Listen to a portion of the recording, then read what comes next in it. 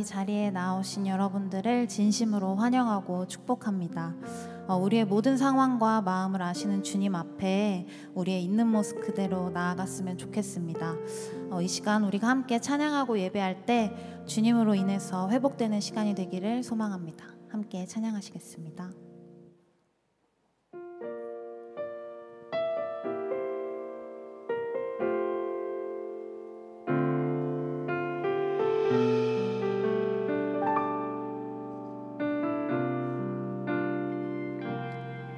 주께 가까이 날 이끄소서.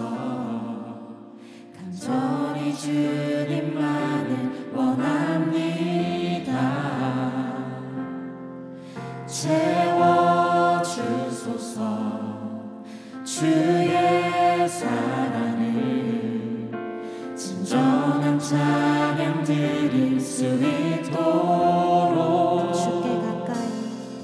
주께 가까이 날 이끄소서. 간절히 주님만을 원합니다. 채워주소서.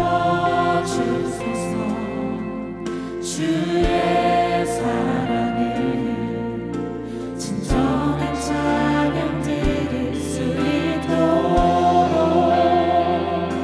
목마른 나의 영혼 주를 부르니 나의 맘 먼저 주소서.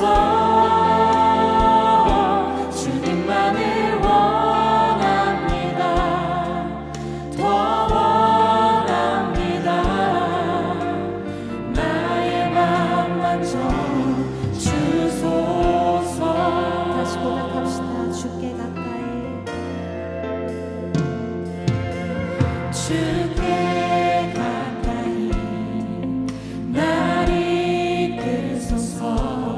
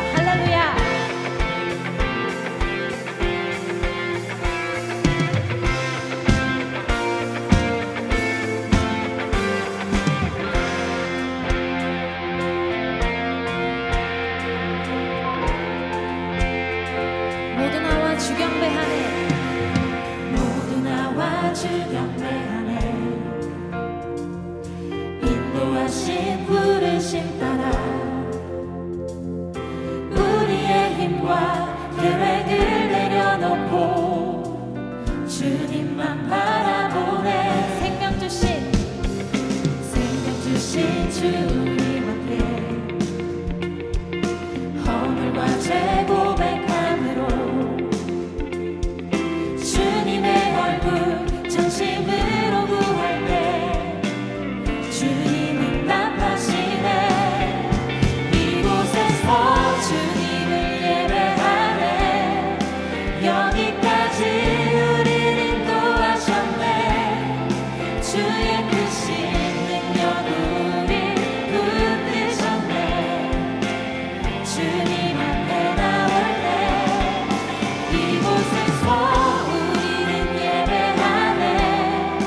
행하신 일 함께 노래하네. 우리를 돌이키시는 주의 계획 이곳에 세우셨네. 우리 위해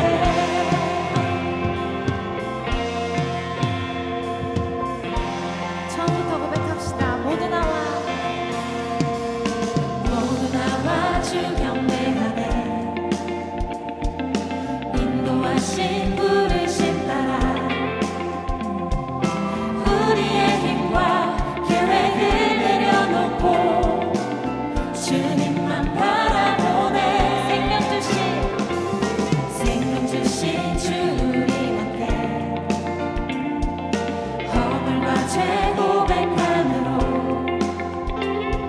주님의 얼굴 전심으로 구할 때 주님은 나타나시네. 이곳에서 주님을 예배하네. 여기까지 우리를 인도하셨네. 주의 크신 능력 우리 붙드셨네. 주님 앞에 나올 때 이곳에서 우리는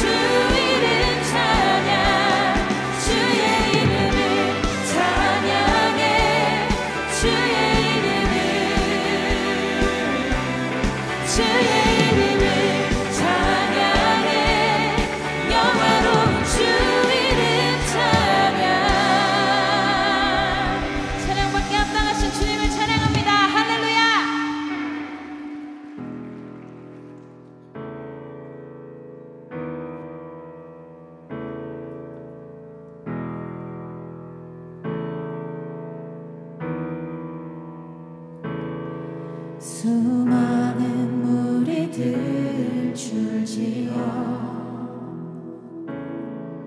그분을 보기 위해 따르네. 평범한 목수이신 그분 앞에 모든 무릎이 꿇어 경배하네. 모든 문제들 하나하나 죽음까지도 힘을 잃고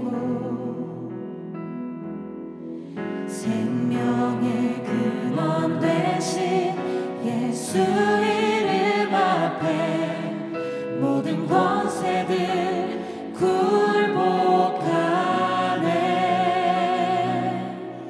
예수 이름 높이세. 능력의 그 이름 예수 이름 높이세. 구원의 그 이름 예수 이름을 부르는 자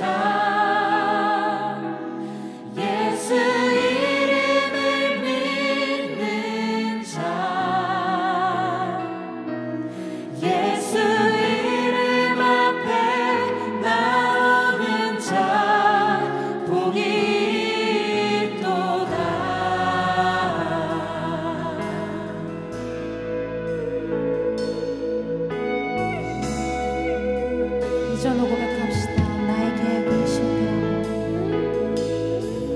나의 계획이 실패하고 나의 소망이 끊어질 때 삶의 주관자 되신 그분 앞에 나의 무릎을 꿇어 경배하네. 나의 삶을 그분께 맡길 때 비로소 나의 마음 평안해. 구원의 반석 되신 예수의 이름을 소리 높여 찬송하네.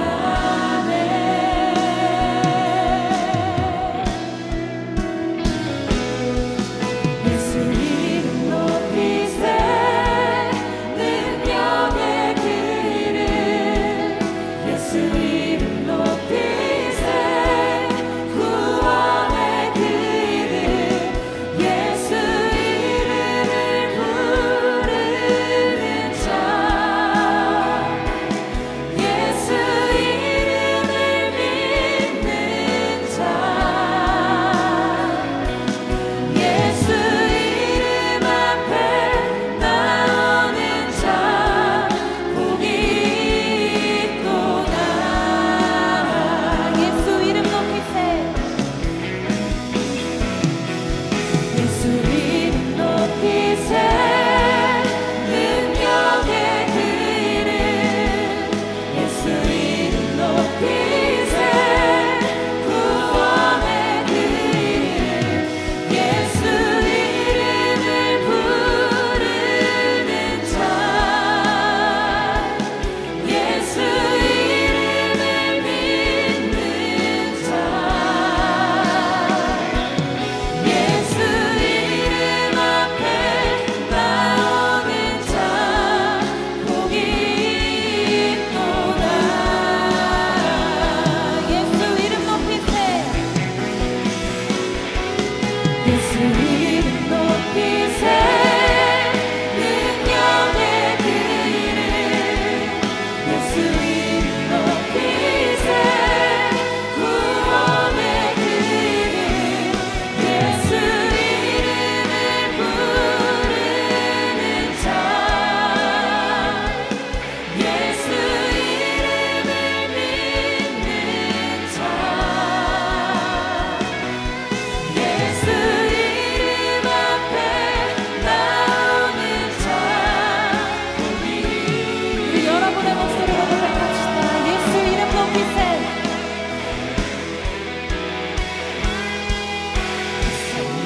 높이세.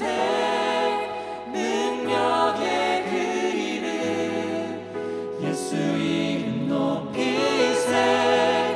구원의 그 이름 예수 이름을 부르는 자 예수 이름을 믿는 자 예수 이름 앞에 나오는 자 복이 있도다.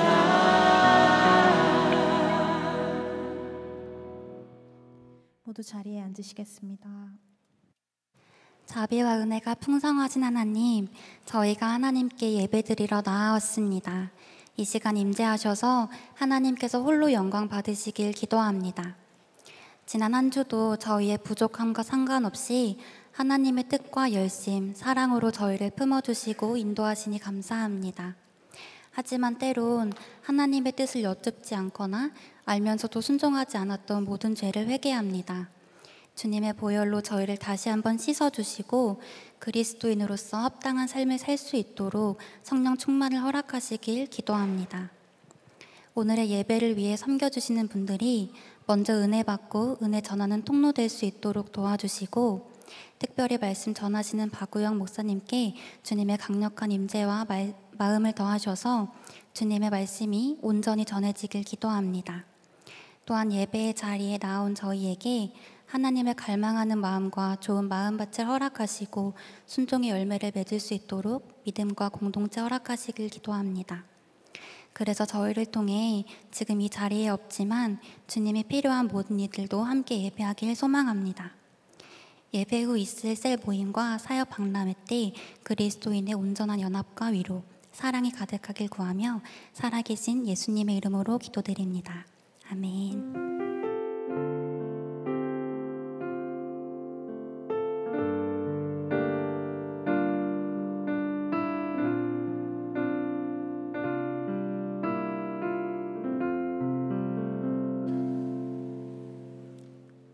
예배에 나오신 여러분을 모두 환영하고 축복합니다. 특별히 예배 안에 처음 오신 새가족분들을 진심으로 환영합니다. 예배의 모든 순서가 끝난 후 본당안 찬양대석으로 오시면 새가족 안내를 받으실 수 있습니다. 오늘 예배 후 2022년 한 해 동안 젊은이 교회 사역을 이끌어주신 주님께 감사드리며 다음 사역을 소망하는 지체들에게 소개하기 위한 사역 박람회가 카페 코이노리에서 진행됩니다. 축복자를 소개합니다. 홍기섭 형제와 89돌의 김은아 자매가 11월 19일 토요일 오후 3시 30분 핀티움하우스 수원 2층 그레이스 켈리홀에서, 이민아 형제와 90돌의 펑지선 자매가 같은 날 오후 3시 30분 더 휴 웨딩홀 EK타워 2층에서, 김기수 형제와 91돌의 오해지 자매가 같은 날 오후 2시 잠실 아펠가모 단독홀에서 결혼합니다. 일어나서 인사하실 때 주님이 왕 되시는 가정 되길 박수로 축복해 주시기 바랍니다.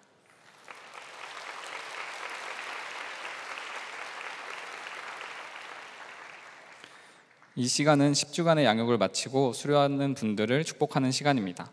양육 수료자를 대표해서 세례자 97돌의 이현지 자매께서 나와 간증해 주시겠습니다.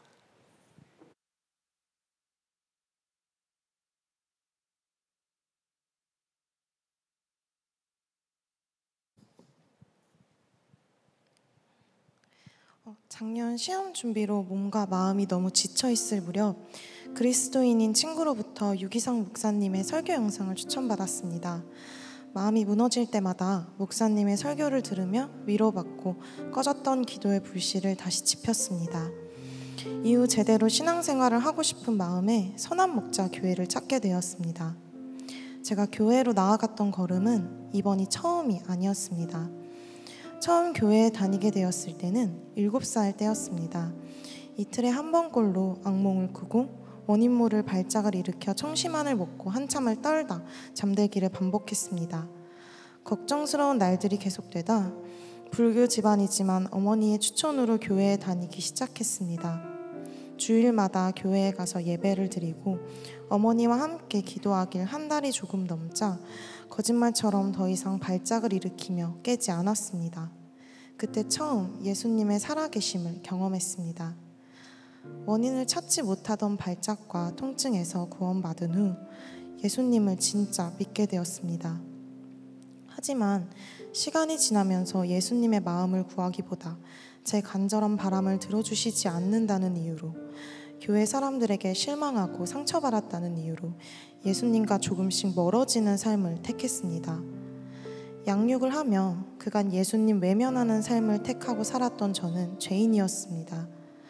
세상에 속하기 위해 남을 험담하고 시기 질투하고 경쟁에서 이기는 것만을 최우선으로 하면서 큰 죄책감과 함께 스스로를 갉아먹고 있었습니다.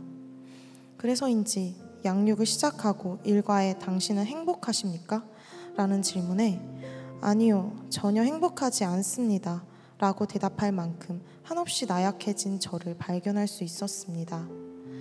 바나바인 은채와 10주간 양육을 하면서 저를 향하신 예수님의 사랑은 멈춘 적이 없다는 것을 느낄 수 있었습니다.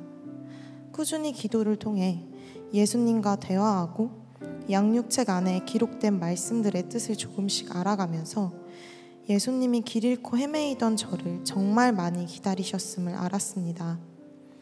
이제 다시 매일 예수님과 동행하는 삶을 살고자 결단합니다.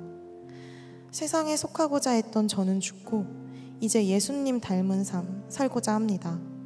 제 마음속에 내주하신 성령님과 동행하면서 이웃을 사랑하고 기꺼이 내어줄 줄 아는 기쁨, 시기와 질투보단 응원하고 축복해 줄 줄 아는 마음, 관용을 베풀 줄 아는 청년으로 성장하고 싶습니다.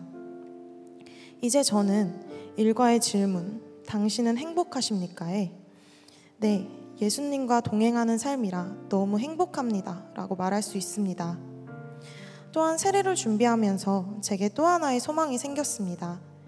예수님이 아닌 다른 것을 믿는 제 가족에게 예수님이 저희 가족을 얼마나 사랑하시는지에 대하여 복음을 전하고 천국을 함께 바라보길 소망합니다.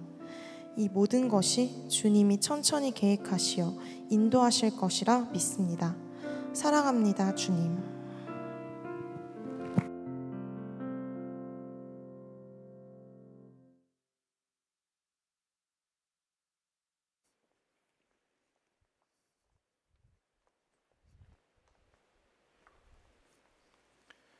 네, 함께 기도하겠습니다. 하나님, 은혜를 감사드립니다.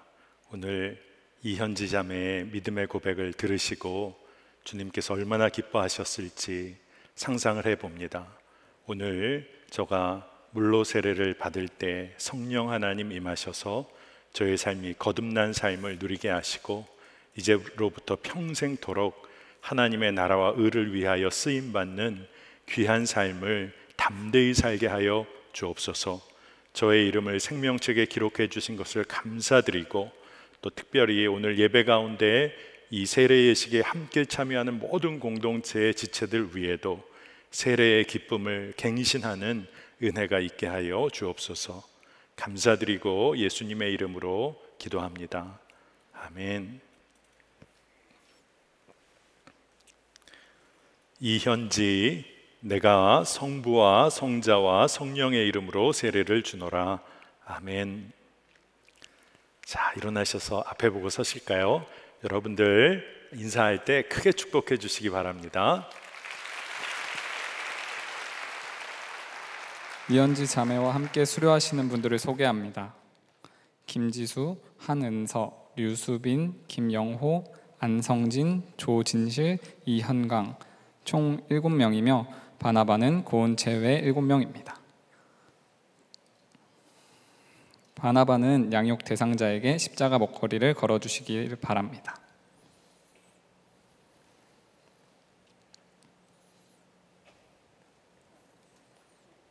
선물은 또래 리더들이 대표하여 전달해 주시겠습니다. 또래분들은 계신 자리에서 양육 수료자분들을 축복해 주시길 바랍니다.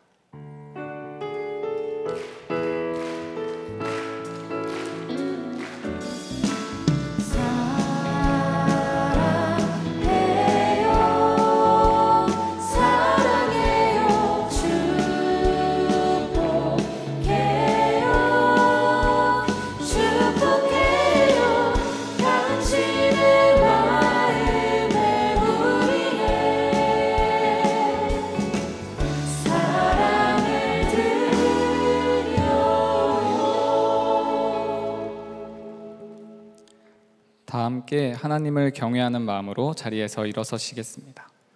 오늘 우리에게 주시는 하나님의 말씀은 시편 146편 1절에서 10절까지입니다. 할렐루야, 내 영혼아, 여호와를 찬양하라. 나의 생전에 여호와를 찬양하며 나의 평생에 내 하나님을 찬송하리로다. 귀인들을 의지하지 말며 도울 힘이 없는 인생도 의지하지 말지니 그의 호흡이 끊어지면 흙으로 돌아가서 그날의 그의 생각이 소멸하리로다.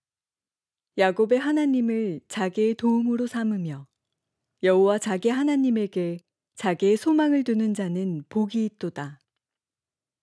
여호와는 천지와 바다와 그 중에 만물을 지으시며 영원히 진실함을 지키시며 억눌린 사람들을 위해 정의로 심판하시며 줄인 자들에게 먹을 것을 주시는 이시로다.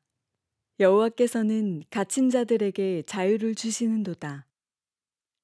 여호와께서 맹인들의 눈을 여시며 여호와께서 비굴한 자들을 일으키시며 여호와께서 의인들을 사랑하시며 여호와께서 나그네들을 보호하시며 고아 가부를 붙드시고 악인들의 길은 굽게 하시는도다. 시온아, 여호와는 영원히 다스리시고 내 하나님은 대대로 통치하시리로다. 할렐루야. 아멘. 하나님의 말씀입니다. 네, 아멘. 오늘 우리가 이렇게 함께 모여서 주의 이름을 높여드리며 함께 예배할 수 있음이 얼마나 감사한지 모르겠습니다. 오늘 여러분들과 시편 146편의 말씀을 함께 나누기 전에 한 두 가지 정도만 여러분에게 좀 강조해 드리려고 합니다. 여러분 들어오시면서 주보 다 받으셨죠? 네, 주보 안에 보면 두 가지 중요한 것이 좀 들어 있습니다. 여러분, 하나가 이게 추수감사 헌금 봉투가 들어 있어요. 다음 주일이 추수감사 주일입니다. 올해 지금까지 달려온 것이 하나님의 은혜입니다. 그런데 우리가 그 은혜를 믿음으로 바라보면서 감사의 고백을 해보는 것이 우리가 믿음 안에 성장하는데 너무나 중요합니다. 여러분, 이 추수감사 헌금 봉투에 여러분의 감사의 제목을 한번 기록해 보세요. 여러분의 것으로 취해보는 겁니다. 그리고 하나님 앞에 감사의 예물을 한번 올려보는 거예요. 여러분, 이 감사의 이 예물에 관하여 제가 여러분에게 이렇게 이야기할 수 있는 이유가 여러분의 감사가 추수감사 헌금 전액이 구제하는 일에 흘러갑니다. 저희 젊은이 교회에 여러분의 감사가 어려운 이들과 함께하는 감사가 되도록 저희 기획위원들 리더십들이 그렇게 결정을 했어요. 참 감사한 일입니다. 여러분들 이번 한 주 동안 마음으로 하나님 앞에 감사하는 한 주를 보내시기를 축복합니다. 또 하나는 오늘 뭐 이렇게 계속 광고만 하는 것 같죠? 이렇게 보면 포이에마 티켓이 있습니다. 사역박람회 티켓인데 제가 이 사용법까지 좀 설명을 드릴게요. 이 오른쪽에 보면 QR코드가 있습니다. 오늘 예배 시간은 하지 마시고 이후에 이 QR을 들어가 보시면 여러분에게 몇 가지 질문, 아주 간단한 질문들이 나오는데 그 질문을 따라가 보시면 내가 어떤 사역에 한번 쓰임 받을 수 있을지 여러분에게 추천을 해줍니다. 여러분의 대답에 따라서. 그러면 그것을, 그 결과물을 가지고 카페 코이노리를 방문하시면 사역박람회 부스에서 정말 기쁘고 감사한 일들을 여러분 경험하실 거예요. 홍보팀에서 작은 선물을 준비했다고 합니다. 저는 선물은 뭔지 몰라요. 하지만 하나님이 주시는 기쁨이 있을 줄로 믿습니다. 이 두 가지예요. 여러분 꼭 기억하시고 하나님 안에서 오늘 큰 기쁨을 누리시기를 바랍니다. 저는 오늘 여러분들과 함께 청년의 시기, 청년의 때에 관한 이야기를 나누려고 해요. 지난주에 이어서 이번 주 말씀을 통해서 하나님 안에서 우리 삶의 의미와 목적이 무엇인지를 여러분과 나누려고 하는데, 여러분이 다 청년들 아닙니까? 물론 성도님들도 오늘 이곳에 계시지만 청년들, 여러분의 삶의 시기가 어떠세요? 저도 청년의 시기를 지났습니다. 그리고 여러분들을 이렇게 함께 바라보며 목회하면서 청년의 시기가 참 아름답고 맑은 때구나 새삼 느낄 때가 많아요.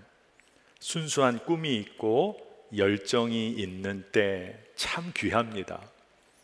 그런데 때로는 무모하리만큼 정말 막 도전할 때도 있잖아요. 그래서 넘어지기도 하고 아파하기도 하는, 하지만 행복한 때예요. 진짜 귀한 때입니다. 왜 여러분 청년의 시기가 그렇게 아름답고 그리고 맑은 때이냐 하면, 여러분이 믿음으로 영원을 준비할 수 있는 넉넉한 시간이 여러분에게 주어졌기 때문에 그래요. 정말 열심히 살아가면서 실패하고 아픔이 있을 수 있습니다. 그런데 다시 시작할 은혜가 있는 때예요. 그냥 단지 시간이 많기 때문에 다시 시작할 수 있다는 뜻이 아니라 거듭난 삶을 경험하고 하나님의 나라와 의를 위하여 달려갈 시간이 여러분에게 이 땅에 풍성하게 활짝 열려 있다는 점에서 청년의 때가 너무나 귀하다는 겁니다. 그렇기 때문에 청년의 때 하나님의 나라와 의를 위해 달려가는 것, 이것이 얼마나 중요한지 모르겠습니다.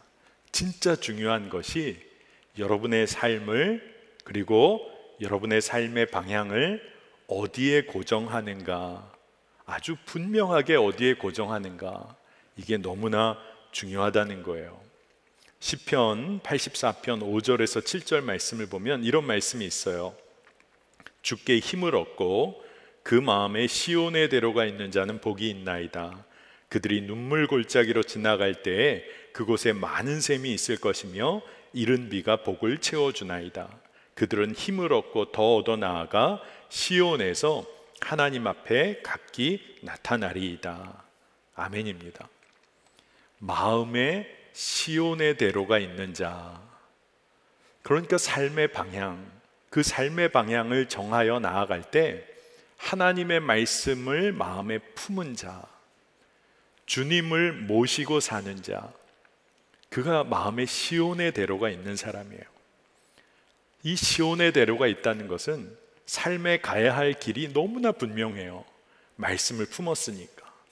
하나님의 말씀이, 내 안에 계신 성령님이 가야 할 길을 너무나 분명하게 이끌어 주세요.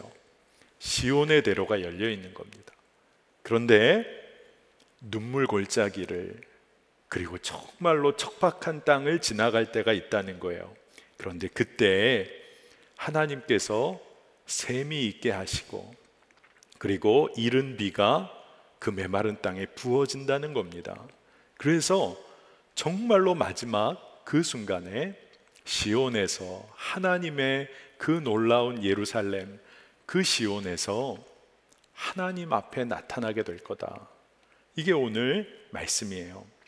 여러분, 그렇기 때문에 우리가 이 말씀을 마음에 품고 우리가 살아간다고 하면 진짜 중요한 질문이 있어요. 무엇을 위해 여러분 달려가고 있는지를 청년의 때에 잘 점검해야 합니다. 내가 무엇을 위해 살고 있는지를 질문해 봐야 돼요. 오늘 말씀대로 하면 여러분의 마음에 시온의 대로가 있는지 점검해 봐야 돼요. 하나님의 나라와 의를 위하여 하나님의 사랑을 흘려보내며 살고 있는지를 여러분 점검해야 합니다. 왜 청년의 때에 해야 하는 것이 그렇게 중요할까요? 왜냐하면 여러분의 인생의 시간이 마치 화살처럼 빨리 지나가기 때문에 그래요. 너무나 빠르게 시간이 지나간다는 겁니다. 그러니 여러분, 이렇게 빠르게 지나가는 시간 속에서 여러분의 삶을 무엇을 위하여 드릴 것인지, 이건 진짜 중요한 문제입니다. 그런데 말씀이요, 이에 관하여 아주 분명하게 증언을 하고 있어요. 무슨 이야기를 하고 있냐 하면 전도서 3장 11절 말씀입니다. 여러분 한번 잘 따라가 보세요.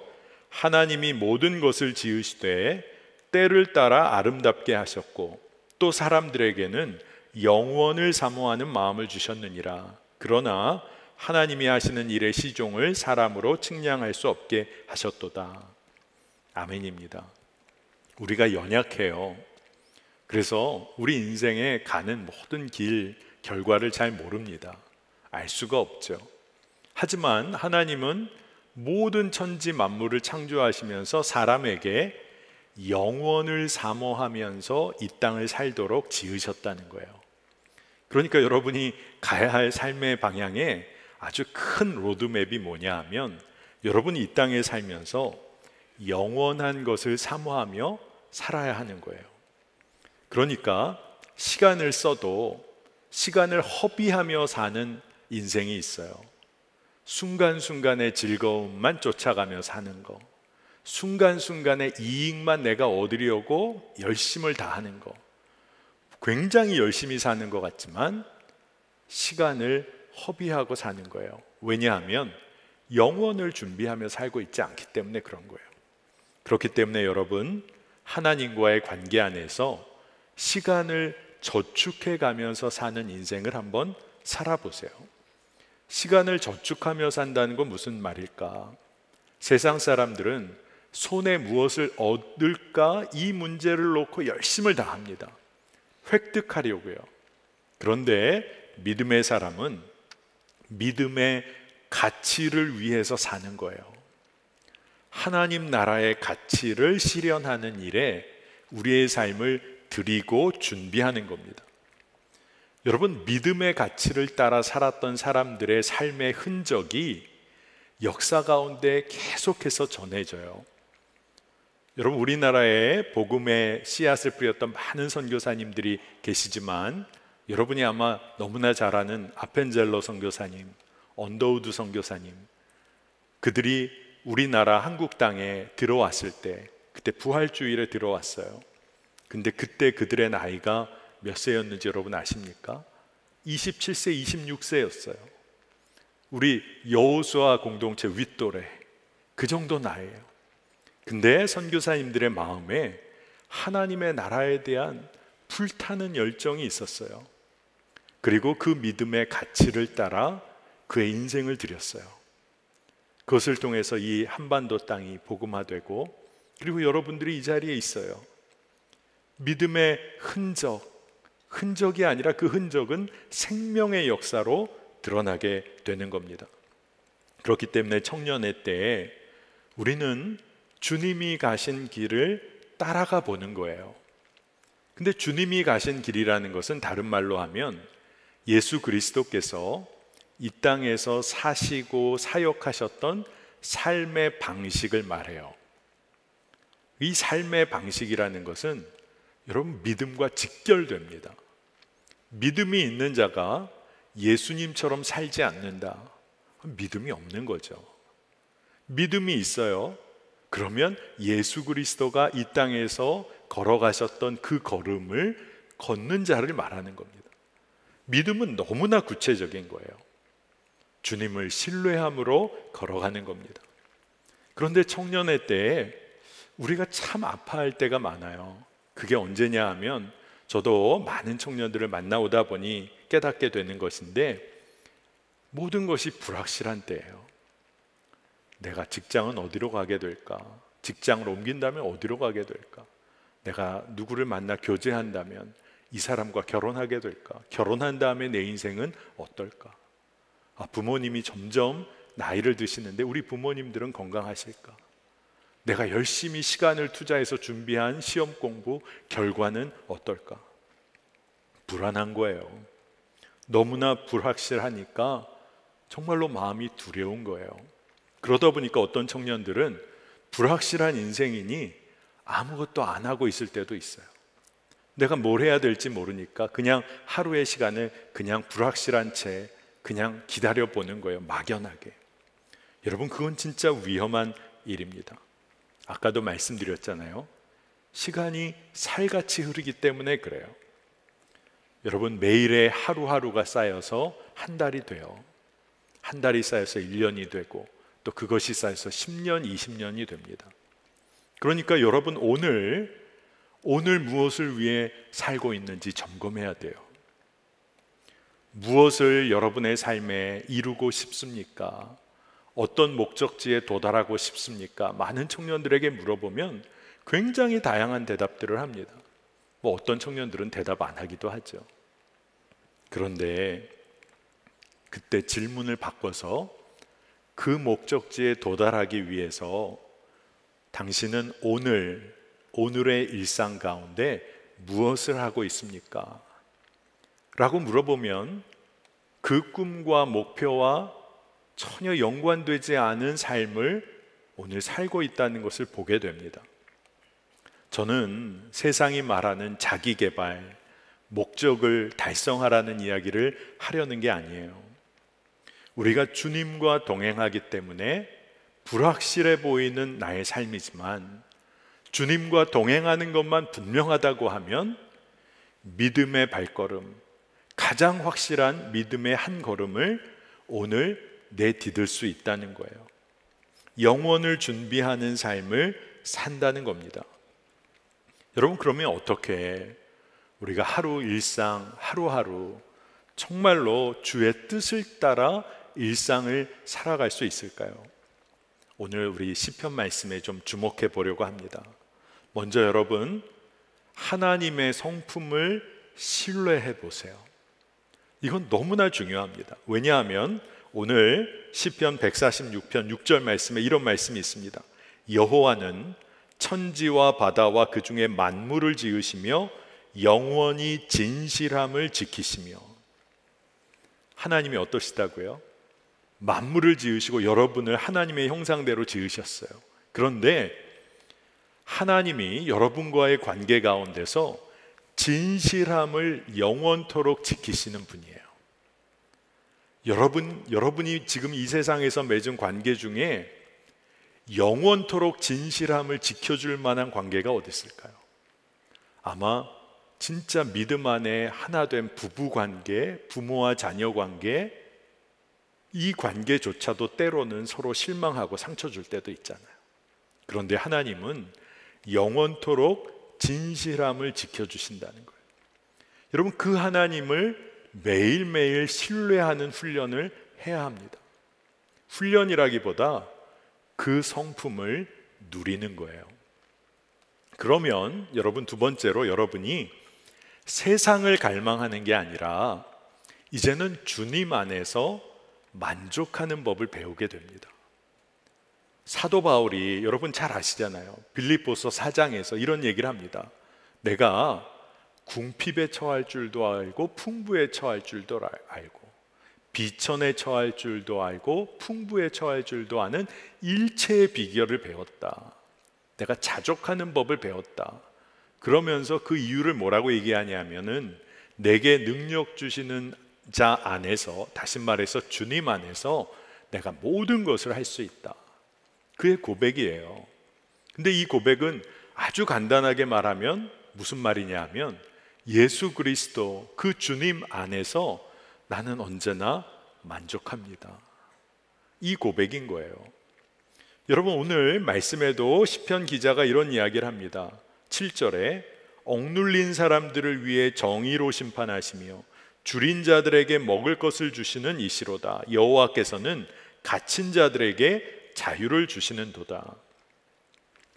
이 말씀을 여러분의 삶에 한번 믿음으로 한번 받아보세요. 하나님께서 여러분을 이끌어 가시면서 억울한 일을 당할 때 하나님이 정의로운 잣대로 심판하시고 판단해 주세요. 내가 줄이고 목마를 때 먹을 것을 주세요. 너무나 구체적인 사랑의 하나님이세요. 내가 갇혀 있을 때 하나님은 내 삶을 억눌림에서 풀어주세요. 여러분, 이 하나님을 우리가 신뢰하면 이 하나님으로 인하여 만족해하며 사는 겁니다. 여러분, 굉장히 중요한 것이 매일의 일상에서 내가 주님으로 인하여 감사하고 만족함으로 하루를 매듭지을 수 있는 사람은 정말 복이 있는 사람이에요. 그렇기 때문에 제가 여러분에게 진짜 일상을 주님의 뜻대로 매일매일 걸어가기 위해서는 여러분 하루하루를 주님 안에서 감사로 매듭을 지어보세요. 진짜 중요한 일입니다. 오늘 하루도 많은 일을 여러분 경험하게 될 거예요. 예배 이후에도. 그런데 오늘 모든 일에 매듭을 지어보는 겁니다. 근데 감사로 매듭을 짓는 거예요. 그렇게 매일매일을 살다 보면 참 신기한 게 주님으로 인하여 감사하며 하루하루를 살다 보면 주님이 행하시는 일에 관심을 갖게 돼요. 그리고 주님이 행하시는 일에 마음이 열립니다. 저는 이렇게 청년들과 함께 오래 지내면서 보게 되는 게 있어요. 시작은 열심히 하는 청년들이 많습니다. 우리 한번 믿음에 도전을 해보자. 그러면 월요일 날 새벽 예배에 청년들이 많아져요. 청년들이 이제는 기도하나 보다. 화요일, 수요일 됐어요. 목요일, 마의 목요일. 목요일 거의 전멸입니다. 직장 가서 한 수요일까지 하고 지쳤나 봐요. 목요일 날 언제 월요일의 열정은 어디로 가고 목요일 막 거의 전멸입니다. 그러다가 이제 금요일쯤 되면 회개하고 금성 와서 눈물로 기도하죠. 그리고 이제 토요일 날 이제 허리가 끊어지도록 잡니다. 여러분, 제가 왜 이런 이야기를 우스갯소리처럼 하냐 하면 시작을 열심으로 하는 사람은 많아요. 영어 공부 처음 열심히 하는 사람 많고요. 다이어트, 운동 처음에 열심히 하는 사람 많습니다. 우리나라 여러 이 헬스장, 피트니스 센터 여러분들이 다 먹여 살리잖아요. 그렇죠? 연초에 거기다가 다 돈을 퍼주잖아요. 그런데 중요한 것이 무엇이냐 하면 시작하는 일도 중요하지만 매듭을 짓고 마무리하는 일이 중요하다는 거예요. 기분 좋은 파티가 열렸습니다. 많은 사람들이 기뻐하고 또 그곳에서 많은 즐거운 일들을 해요. 파티가 끝난 다음에 어떤 사람이 필요한 거죠? 그 파티의 현장을 묵묵히 정리하는 사람이 필요하다는 거예요. 그런데 우리는 언제나 파티를 즐기기는 원하지만 내 인생에 파티 이후의 삶을 정리하는 일을 하지를 않는 겁니다. 파티만 해요. 어떻게 될까요? 온갖 쓰레기로 넘쳐지는 거예요. 온갖 혼란이 쌓여지게 되는 겁니다. 저는 우리 젊은이 교회의 국내 해외 선교가 매해 이렇게 이루어지면서 이렇게 선교의 처음과 선교의 과정과 선교 이후를 늘 이렇게 보게 돼요. 근데 진짜 중요한 것은 선교 이후의 삶이라는 것을 보게 됩니다. 뜨겁게 선교했지만 그 이후의 삶이 어떤지가 진짜 중요한 거잖아요. 선교를 다녀오면서 또 재미있는 것은 선교를 다녀와서 맺어진 커플은 깨어지는 경우가 거의 없다는 것을 제가 발견하게 됐어요. 여러분 다음에 선교 열심히 한번 해보시기 바랍니다. 주목자 사역 열심히 하는 그 주목자 사역 안에서 커플이 맺어진 경우 거의 깨지는 경우가 없더라고요. 제가 주목자 사역에서 만난 커플, 결혼하는 커플을 몇 커플 주례하기도 했습니다. 왜 그럴까? 감사로 매듭 짓는 일을 함께 했던 사람들이 헤어지질 않더라고요. 그리고 서로의 진짜 민낯을 다 본 거예요. 물리적으로도 민낯을 다 본 거예요. 아침마다 다 봉사하고 아침에 피곤한 몸으로 일어나서 서로의 민낯을 다 보여주는 거예요. 근데 그런 모습뿐만 아니라 정말 하루를 감사로 매듭 짓고 섬기는 모습을 보면서 만나게 된 커플이 헤어지는 경우가 없다는 것을 보게 됩니다. 제가 왜 이런 이야기까지 하냐 하면 여러분 매일 일상을 믿음과 감사로 정리하고 넘어가는 습관을 한번 세워보세요. 영적인 습관입니다. 그러다 보면 그 다음 단계로 믿음의 깊이가 깊어지는 거예요. 아마 여러분 그러면 매일매일 어떤 일상을 살아야 할까? 오늘 말씀이 이야기를 해줍니다. 이미 우리가 말씀을 보았어요. 청년의 때에 불의한 일에 휘둘리지 않도록 여러분 믿음을 사용해 보세요. 하나님은 진실함으로 여러분에게 늘 여러분을 지키시니까 먹을 것 함께 나누세요. 자기중심적인 이기적인 삶에서 벗어나서 억눌리고 힘든 이들을 보살펴 주는 거예요. 세상 기준 따라 사는 거 아니라 믿음의 가치를 따라서 약한 자들을 도우며 사는 겁니다. 뭐 어마어마한 일 같잖아요. 근데 오늘 여러분의 하루 속에서 여러분이 만나는 작은 관계들 속에서 이 일을 해본다고 하면 이게 엄청난 일이 아니에요. 누군가 조금 힘든 사람 손 한번 잡아주는 일, 믿음의 축복의 말을 한번 해주는 일, 진짜 어려운 친구 뒤에서 남모르게 중보의 기도를 하는 일, 커피 한 잔을 진짜 마음을 다해서 진짜 건네주는 일, 굉장히 중요한 일이죠. 여러분 매일매일 순종의 걸음을 걸어가 보는 겁니다. 근데 힘들 것 같잖아요. 여러분 공동체와 함께 하는 거예요. 오늘 이곳에 모인 믿음의 관계 속에서 이 일을 함께 행하는 겁니다. 주님께서는 우리 청년들을 부르실 때 그냥 개인으로 부르신 게 아니에요. 그리스도의 몸으로 우리를 부르신 거예요. 그러니 나만 잘 사는 삶 꿈꾸는 사람이 여기 있다면 그리스도인으로서의 삶과는 거리가 멀어요. 나도 잘 살지만 나로 인하여 주변의 사람이 더 잘 사는 거예요. 그래서 주님이 주신 관계를 충실히 누리면서 기쁨과 평안을 배가시켜 가는 겁니다. 여러분, 공동체를 통해서 우리는 어떤 유익을 얻을 수 있을까요? 그리고 어떻게 주의 일을 할 수 있을까요? 여러분, 오늘 옆에 아마 대부분 그래도 좀 아는 친구끼리 앉았을 수도 있어요. 아니면 뭐 옆에 모르는 분이 앉았을 수도 있죠. 근데 공동체에 우리가 속해 있다면 그 옆에 지체를 통해서 우리는 하나님의 음성을 들을 수 있어요. 여러분, 옆에 친구의 이야기 오늘 주목하세요. 그리고 관계를 통해서는 내 연약함을 발견하게 됩니다. 오늘 친구 때문에 여러분 짜증이 확 났습니까? 여러분, 내 연약함을 보는 거예요. 그리고 더 나아가서 어떨 때는 내가 얼마나 이기적인 존재인지를 공동체 안에서 발견하게 됩니다.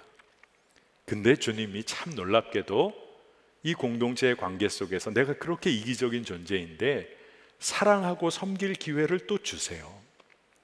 그래서 이 관계 가운데서 우리가 믿음이 자라나는 겁니다. 그러면서 정말로 우리 삶의 방향을 하나님의 나라와 의를 향하여 맞추며 사는 거예요. 시편은 뭐라고 표현했냐면 마음에 시온의 대로가 있는 삶을 살아가는 겁니다. 여러분, 아마 오늘 말씀을 함께 나눌 때 목사님, 근데 도대체 이 험한 죄된 세상에서 어떻게 제가 이 일을 할 수 있습니까? 예수님이 뭐라고 얘기를 하셨냐 하면 요한복음 14장 12절에서 14절, 조금 길지만 여러분 눈으로 잘 따라가 주세요. 내가 진실로 진실로 너에게 이르노니 나를 믿는 자는 내가 하는 일을 그도 할 것이요 또한 그보다 큰 일도 하리니 이는 내가 아버지께로 감이라. 너희가 내 이름으로 무엇을 구하든지 내가 행하리니 이는 아버지로 하여금 아들로 말미암아 영광을 받으시게 하려 함이라. 내 이름으로 무엇이든지 내게 구하면 내가 행하리라. 아멘입니다. 예수님께서 하나님 아버지께로 돌아갈 것 그 이전에 제자들과 함께하는 사람들에게 이야기를 해주시는 거예요. 나를 믿는 자, 나보다도 더 큰 일을 행할 것이다. 이 약속의 말씀을 여러분 꼭 붙잡으세요. 내 이름으로 무엇이든지 구하면 내가 그것을 행하겠다고 말씀하세요. 그런데 한 가지 조건이 있어요. 이것은 하나님께 영광을 돌리기 위하여 구하는 것, 하나님의 나라와 의를 위하여 구하는 것, 이 기도에 하나님께서 정확하게 응답하시고 우리가 생각하지도 못한 놀라운 일을 우리를 통하여 이루시겠다고 약속하셨어요. 그러니까 여러분의 진짜 중요한 문제가 뭡니까? 똑같은 이야기예요. 마음의 시온의 대로를 품고 하나님의 나라와 의, 하나님께 영광 돌리는 일에 여러분의 삶의 초점을 계속 맞추어 가는 겁니다. 아마 이 말씀 가지고 여러분이 믿음의 걸음을 걷는다고 해도 때로는 여전히 낙심이 찾아올 때가 있을 거예요. 근데 여러분, 낙심이 찾아왔을 때 너무 쉽게 포기하지 마세요. 하나님의 뜻을 여러분이 구하고 있다면 낙심이 찾아와도 여러분 힘을 내시기를 바랍니다. 왜냐하면 내 마음이 무너지는 그런 느낌이 있을 뿐, 그런 경험을 할 뿐이지 하나님의 뜻은 이루어지게 돼 있어요. 그러니까 여러분이 꼭 기억해야 합니다. 왜? 오늘 146편 10절에 시온아 여호와는 영원히 다스리시고 내 하나님은 대대로 통치하시리로다. 할렐루야. 주님이 일하고 계시다는 거예요. 언제 일하고 계실까요?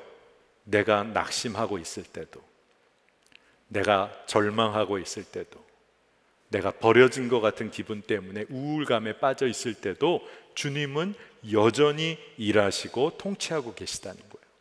그러니까 여러분이 믿음을 꼭 점검해야 합니다. 하나님의 뜻이 분명히 내 삶에 이루어질 것이다. 여러분 믿으세요? 진짜 아멘입니다. 하나님이 여러분에게 말씀을 주셨다면 그 말씀은 이루어지게 돼 있어요. 그런데 문제는 뭐냐 하면 그 하나님의 뜻을 구하지 않고 내가 내 뜻대로 내 삶의 방향을 틀어보려고 그렇게 애쓰기 때문에 우리가 문제를 경험하는 거예요. 그리고 여러분, 낙심이 되더라도 하나님의 말씀은 이루어지니까 소망을 잃지 않는 거예요. 저는 여러분보다는 조금 더 인생의 길을 걸어왔어요. 깨닫게 되는 게 있습니다. 내가 생각하는 시간과 하나님의 시간이 다르구나. 하나님이 계획하신 시간과 내가 꿈꾸는 시간이 다르구나. 근데 무엇이 더 가장 선할까? 하나님의 시간표에 따라 이끌리는 인생이겠구나 깨닫게 돼요. 그러니 여러분, 마음은 무너지고 낙심이 되는 그 순간에도 뭘 해야 될까요? 하나님이 행하시는 일에 관심하고 그 일에 함께 공동체로 참여해 보는 거예요. 우리가 옛말에 새옹지마라는 말도 있잖아요. 눈에 보이는 것이 전부가 아니에요. 지금 내 삶에 일어나는 일이 여러분의 삶을 전부를 설명하지 않습니다. 여러분의 삶은 주님으로 인하여 설명이 되어지는 거예요. 지금 눈에 보이는 결과가 하나님의 그 놀라운 신비로운 역사를 다 설명하지 않다는 것을 알아야 돼요. 그래서 오늘 여러분에게 꼭 전하고 싶은 메시지 중에 하나가, 여러분, 믿음을 사용해야 합니다. 그리고 공동체 안에서 함께 사용해 보는 거예요. 청년의 때에 이 일을 감당할 때 우리가 낙심할 때가 있어요. 근데 한 가지를 여러분 오늘 기억하기 바랍니다. 연약한 자에게 부어주시는 은혜가 있다는 것을 잊지 마세요. 연약한 자가 은혜를 정말 제대로 경험합니다. 우리 세상은 여러분에게 좀 잘못된 메시지를 심어줘요. 능력 있는 사람이 얼마나 멋지냐고 여러분에게 계속해서 이야기합니다. 여러 가지 물질적인, 자본주의 사회의 물질적인 어떤 그 힘을 가져보라고 여러분을 얼마나 유혹하는지 몰라요. 솔직히 저도 청년의 시기에 능력 있는 사람이 그렇게 멋져 보였어요. 그런데 주님과의 관계 가운데서는 은혜로만 살아가야 하는 사람이 진짜 멋진 사람인 거예요. 정말 인생의 귀한 길을 걷는 것입니다. 우리가 능력 있는 자로 평가받기 위해서 애쓰다가 얼마나 세상에서 상처받습니까? 정직하게, 성실하게, 책임 있게 여러분이 세상 가운데서 맡겨진 일을 감당하는 것은 귀한 일이에요. 그러면서 하나하나 여러분의 실력을 쌓아가는 것도 중요합니다. 그러나 거기에 여러분의 마음이 휘둘려서는 안 된다는 거예요. 능력을 얻는 자보다 끝까지 사랑하는 자가 되기를 여러분 축복합니다. 내가 은혜를 누리고 있어야 끝까지 사랑하는 자가 될 수 있어요. 여러분, 능력 있는 자가 끝까지 사랑할까요? 결코 그렇지 않습니다. 능력 있는 사람은 사랑받고 존중받기를 원하지 끝까지 사랑하지 않아요. 그런데 내가 은혜로만 사는 인생이라는 것을 깨달은 사람은 사랑하고 섬길 수밖에 없어요. 저는 오늘 여러분들에게 정말 청년의 때 믿음의 한 걸음을 내디딜 때 진짜 중요한 믿음의 진리, 내가 연약한 자가 누리는 은혜, 이거 은혜 붙잡고 한 걸음을 내딛는구나, 이것을 놓치면 안 돼요. 사무엘하 9장을 보면요, 어떤 이야기가 나오냐 하면 사울 왕이 죽고 다윗이 왕이 된 다음에 다윗 왕이 사울 왕의 남겨진 자 후손을 찾는 장면이 나옵니다. 다윗이 이렇게 사람들에게 사울 왕의 가문에 남겨진 자가 없냐고 찾으려고 해요. 세상 기준, 우리나라 막 사극 뭐 이런 거 상상해 보면 남겨진 자는 어떻게 하려고 찾는 겁니까? 없애는 거죠. 왕권을 강화하기 위해서 나중에 무슨 문제 생길 걸 다 없애려고 하는 겁니다. 그런데 다윗 왕은 왜 사울 왕의 남겨진 자를 찾았냐 하면 요나단과의 정말 언약, 요나단과의 언약을 기억하면서 남겨진 자가 있다면 은혜를 베풀려고 찾은 거예요. 그러니까 힘의 논리가 아니라 하나님 안에서의 언약의 그 논리, 언약의 의미 때문에 찾은 겁니다. 그러면서 다윗 왕이 은혜를 흘려보내기를 원해요. 그래서 결국 찾아서 데려온 사람이 누구냐 하면 요나단의 아들 무비보셋입니다. 이 무비보셋이 다윗 왕 앞에 나올 때 정말 두렵고 떨림으로 나왔을 거예요. 그래서 다윗 왕 앞에서 당신의 종이 여기 있습니다, 아예 그냥 종이라고 이야기를 합니다. 그런데 다윗은 무비보셋에게 내가 요나단으로 인하여 은혜를 베풀려고 한다는 것을 아주 명확하게 이야기를 해요. 여러분, 여기서 잘 봐야 할 포인트가 있습니다. 무비보셋은요, 은혜 받을 어떤 일을 한 것도 없어요. 은혜를 누릴 어떤 이유도 없어요. 한 가지는 아버지 요나단이 다윗과 언약을 맺고 끝까지 다윗에게 사랑과 섬김과 자기가 할 수 있는 모든 것을 다윗에게 베풀었던 아버지의 삶 때문에 이 무비보셋이 그냥 은혜 가운데 있게 되는 겁니다. 사무엘하 9장 7절에 이런 말씀이 있어요. 다윗이 그에게 이르되, 무비보셋에게 이르되, 무서워하지 말라. 내가 반드시 내 아버지 요나단으로 말미암아 내게 은총을 베풀리라. 내가 내 할아버지 사울의 모든 밭을 다 내게 도로 주겠고 또 너는 항상 내 상에서 떡을 먹을지니라 하니. 그러니까 무비보셋이 이 이야기를 듣고 8절에 이 종이 무엇이기에 왕께서 죽은 개 같은 나를 돌아보시나이까. 이게 다윗과 무비보셋의 대화입니다. 아무런 힘도 발휘할 수 없는 사람, 철저히 약한 사람. 무비보셋이 고백할 수 있는 건 뭐예요? 나는 정말 개 같은 자입니다. 개 같은 종입니다. 근데 무비보셋이 얼마나 비참해 보입니까? 세상적으로. 근데 무비보셋에게 진짜 하나님의 은혜가 임해요. 여러분, 무비보셋의 이 연약한 상황이 여러분 불쌍해 보이세요? 근데 결코 그렇지 않습니다. 우리의 상황도 무비보셋과 같은 상황인 거예요. 우리 힘으로는 아무것도 할 수 없습니다. 연약한 것을 우리가 어떻게 극복할 수도 없어요. 근데 오늘 굉장히 중요한 영적인 진리가 담겨 있는데, 우리의 연약함을 극복해야지만 왕의 잔치 자리에 참여하는 게 아니에요. 우리가 뭘 잘 준비해야지 왕이 베푼 잔치 자리에서 왕과 같이 먹고 마실 수 있는 게 아니에요. 무비보셋의 어떠함이 아니라 요나단이 이미 은혜의 통로를 열어놨다는 거예요. 여러분, 우리에게는 어떤 의미입니까? 예수 그리스도께서 십자가에서 이미 우리가 받을 은혜의 길, 구원의 길, 영원을 향한 그 길을 활짝 열어놓으셨어요. 그러니까 우리가 누려야 하는 게 뭡니까? 저는 죽을 수밖에 없는 죄인이었고 깨어져서 아무것도 할 수 없었던 주님의 종입니다. 이거 하나 인정하는 거예요. 무비보셋은 오늘 말씀에 사무엘하 9장에서 뭐만 하면 됐어요? 이 다윗의 말을 믿음으로 취하면 되는 것이에요.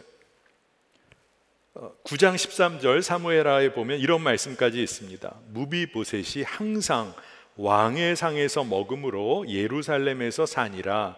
그는 두 발을 다 절더라. 왜 성경은 이런 이야기까지 적어놨을까요? 왕의 상에 참여하는 무비보셋이 여전히 두 발을 저는 육신의 그의 삶의 한계가 여전히 있었다는 거예요. 그런데 왕의 이 상에 언제나 함께 했어요. 무비보셋의 약함이 왕의 식탁에 참여하는데 어떠한 문제도 되지 않았어요. 저는 오늘 이 말씀을 여러분이 꼭 붙잡았으면 좋겠습니다. 저는 오늘 여러분이 마음의 시온의 대로를 품고 하나님의 나라와 의를 향해 정말 매일매일 작은 한 걸음을 꼭 걷기를 축복하는데, 그 길을 끝까지 걸을 수 있는 믿음의 밑바탕이 될 수 있는 것. 주님, 제가 연약한 자입니다. 그래서 제가 하나님께 누리는 은혜가 있습니다. 이것을 인정해야 돼요. 부족함과 여전히 한계를 우리가 가지고 있어요. 그런데 하나님은 우리에게 어떤 말씀을 주세요? 그것을 네가 십자가에서 인정하면 너는 언제나 은혜 받기에 족한 자야. 왕의 식탁에 초대된 자야. 그리고 이제는 네가 은혜를 베푸는 자가 돼야 돼. 이게 주님께서 우리에게 주시는 메시지예요. 여러분, 우리는 청년의 때 여전히 불안합니다. 두려워요. 세상 기준 따라 살지 않으면 왕따 당할 것 같고 내 인생이 꼬일 것 같아요. 두려워요. 근데 예수님께서는 우리에게 믿음의 한 걸음을 매일매일 걸으라고 얘기를 하시는 거예요. 오늘 여러분이 믿음의 한 걸음을 걷고 하루를 매듭짓는 거예요. 너무 중요해요. 그게 모여서 믿음의 한 달이 되는 거예요. 그리고 믿음의 10년, 20년, 그리고 여러분이 부모가 되었을 때 믿음의 유산을 물려줄 수 있는 자가 되는 겁니다. 주님께서는 약한 자를 일으키시는 분이에요. 그리고 주의 뜻을 행하는 자를 사랑하십니다. 오늘 말씀 8절 9절 말씀을 보면 여호와께서 비굴한 자들을 일으키시며 여호와께서 의인들을 사랑하시며 여호와께서 나그네들을 보호하시며 고아와 과부를 붙드시고 악인들의 길은 굽게 하시는도다. 여러분, 이 말씀이 얼마나 힘이 됩니까? 말씀을 묵상하면서 하나님께서 비굴한 자들을 일으키신다는 게 말이 무슨 말일까? 성경 버전들을 이렇게 비교하면서 보았는데 NIV 성경을 보면 많은 사람들에게 늘 머리를 숙이고 살아야 했던 사람, 그러니까 머리를 숙이고, 어떻게 보면은 이게 비굴한 자들이라는 표현으로 번역이 되기도 했던 거예요. 늘 고개 숙이고 인사하며 살아야 했던 사람. 근데 하나님께서 그를 일으키신다는 거예요. 의로운 길을 걷는 이를 사랑하실 뿐만 아니라 고아와 과부와 나그네 약한 자를 보호하시고 돌보신다는 거예요. 악인들의 길은 결국 굽게 하신다고 해요. 여러분, 우리가 가야 할 길이 너무나 분명하죠. 그러니 오늘 믿음을 사용하는 겁니다. 오늘 함께한 믿음의 공동체와 더불어 믿음의 한 걸음을 포기하지 않는 거예요. 여러분, 우리가 청년의 때 내 한계를 인정하는 것이 죽는 것보다 싫을 때가 있습니다. 친구 만나서 진짜 내가 이런 거 할 수 없는 사람이라는 것을 인정하는 게 진짜 죽는 것보다 싫을 때가 많아요. 그런데 이상하게 말씀은 십자가 앞에서 그것을 인정하면 그 연약함 때문에 왕의 잔치에 참여하는 자가 될 거라고 말씀해 주고 계세요. 이게 어떤 믿음의 신비인지, 여러분, 믿음의 길을 꼭 함께 한 걸음씩 걸어가게 되기를 축복합니다. 저는 젊은이 교회에 사역을 해오면서 많은 전도사님들과 함께 사역을 했어요. 그리고 그 전도사님들께서 이제 많이 또 목사님들이 돼 계세요. 그래서 참 기쁜 마음을 가질 때가 있습니다. 그러나 저를 포함해서 지금 목사님이 되신, 그리고 그 당시 전도사님들에게는 흑역사가 없었을까요? 엄청 많습니다. 우리 사역 공동체 안에 비밀 파일처럼 쌓여있는 흑역사의 파일이 있어요. 그런데 이렇게 함께 모이게 되면 늘 그런 이야기들, 옛날 이야기들을 합니다. 그러면서 얼마나 웃는지 몰라요. 처음 새벽 설교를 하실 때 전도사님 정말 말도 안 되는 실수를 했었는데 지금은 막 엄청난 말씀의 사역자로 쓰임받는 것을 보게 됩니다. 여러분, 어떻게 그런 변화들이 있었을까요? 매일 하루하루 믿음의 걸음을 걸은 거예요. 사명이 있으니까, 맡겨진 책임이 있으니까, 그리고 가야 할 길이 있으니까.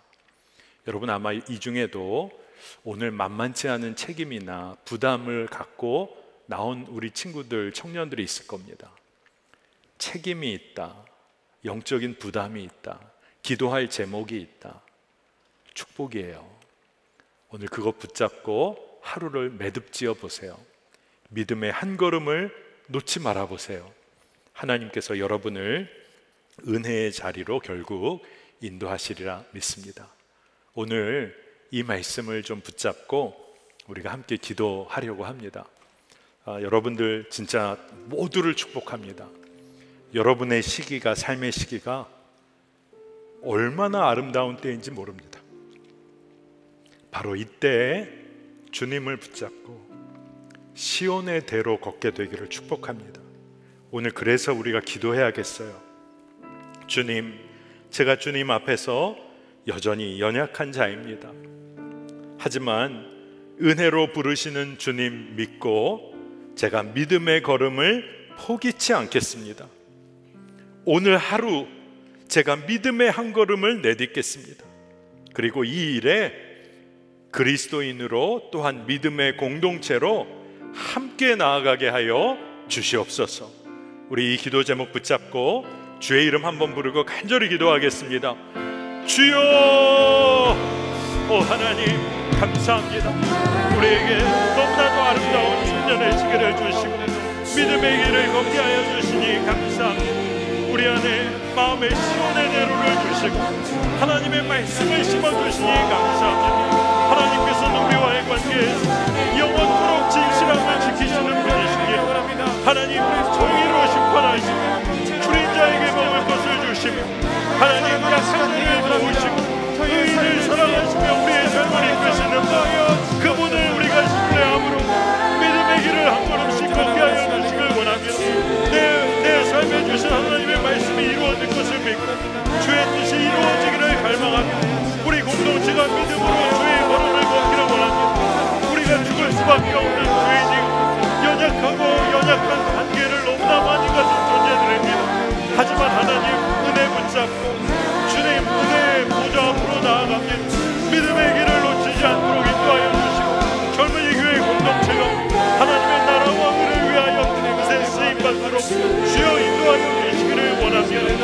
오늘 하루도 믿음의 길을 걷게 하여 주시고 믿음의 한 걸음을 포기하지 않도록 인도하여 주시고 우리 공동체가 연합하여 함께 주의 길을 걷게 하여 주시기를 원합니다. 주여 오늘 낙심하고 절망하여 나온 자들이 있으니까 주님을 바라보는 눈을 활짝 열어주셔서 주와 함께 믿음의 길을 걷게 하여 주옵소서. 하나님 은혜를 감사드립니다.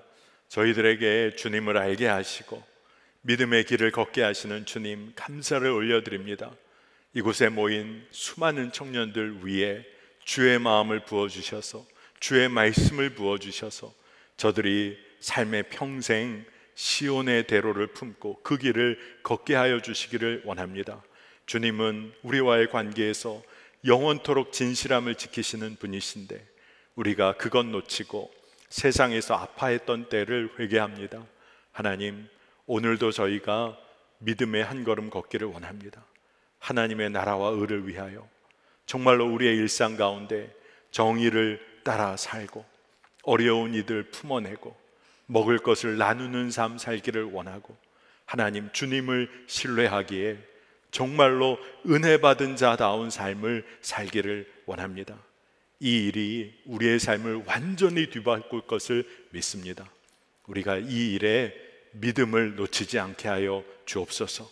사랑하는 우리 청년 공동체 젊은이 교회가 정말로 하나님의 나라와 의를 향하여 달려가는 믿음의 공동체, 선교적인 공동체, 끝까지 사랑하는 공동체가 되게 하여 주옵소서. 오늘 저희가 주님을 신뢰하고 주의 은혜에 감사하며 구별된 예물을 주 앞에 올려드립니다. 저희들의 마음을, 삶을 받아주시기를 원하고 우리가 마음껏 주님 정말로 주의 사랑을 흘려보낼 수 있는 자로 믿음의 성장이 있게 하여 주옵소서. 열방의 우리 선교사님들을 주의 손에 올려드립니다. 정말로 척박한 땅에서 주의 이름을 높여드리며 저들이 예배할 때 하나님 동역자를 붙여주시고 주여 선교의 지경이 넓혀지게 하시며 이곳에 있는 저희들과 함께 연합하여 기도하는 기도의 제목이 매일매일 하나하나 성취되는 주의 은혜를 맛보게 하여 주옵소서. 오늘 사역박람회로 저희가 모이게 됩니다. 우리 모든 청년들이 하나님께서 부르신 곳에서 주께 쓰임받는 삶 살기를 원합니다. 사역박람회에 참여할 마음을 주셔서 주의 뜻에 순종하는 기쁨도 맛보게 하여 주옵소서. 모든 것을 주께 맡깁니다. 감사를 올려드리며 예수 그리스도의 이름으로 간절히 기도합니다. 아멘. 우리 이 시간 다 함께 일어나셔서 우리가 하나님의 이름을 높여 드리겠습니다.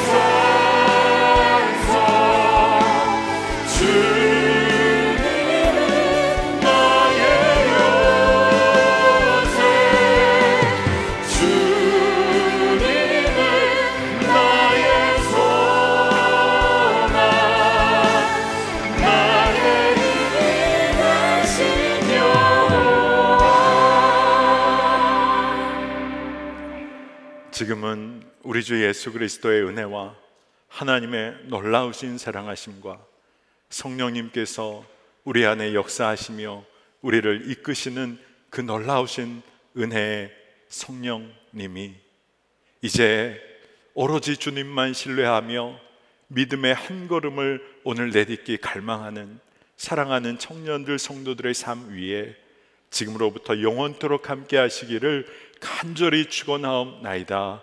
아멘.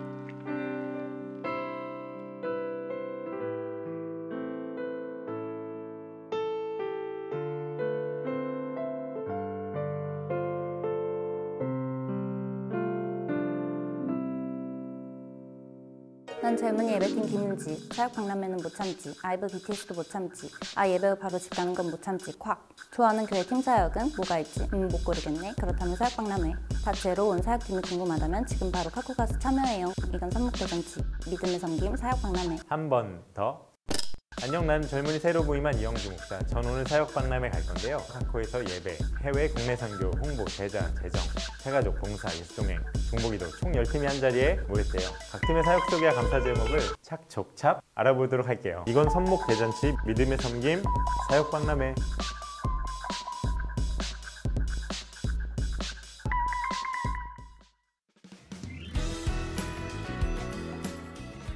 선한목자 젊은이교회 소식입니다.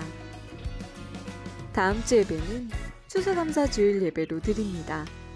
한 해를 돌아보며 하나님께 감사드리는 기도 제목을 준비하여 기쁨으로 예배를 준비해 주시길 바랍니다. 2022 사역박람회가 오늘 예배 후 포이에마 메이드 폴 굿이라는 주제로 카페 코이놀이에서 진행되니 많은 참여 바랍니다. 11월 정기기획위원회 결의사항입니다. 하나님의 아끼셀 셀장이 구봉돌의 심창준 형제로 변경되었습니다.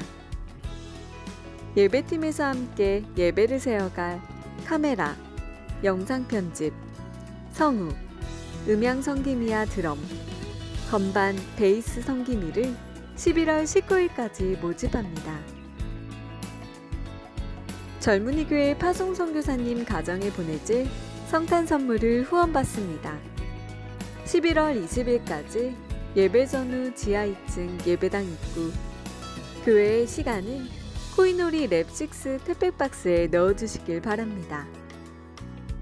이번 주는 셀 모임으로 모입니다. 셀 소개와 탐방 신청은 주보를 통해 확인하실 수 있습니다. 선한목자 젊은이교회를 찾아주신 새가족 여러분은 진심으로 환영합니다. 예배 후 지하 3층 본당 찬양대석에서 새가족 안내를 받으실 수 있습니다. 예배의 모든 순서를 마쳤습니다. 이번 한 주도 예수님과 동행하는 한 주 되시길 바랍니다. 안녕하세요. 홍보팀입니다. 지금 바로 카페 코이놀이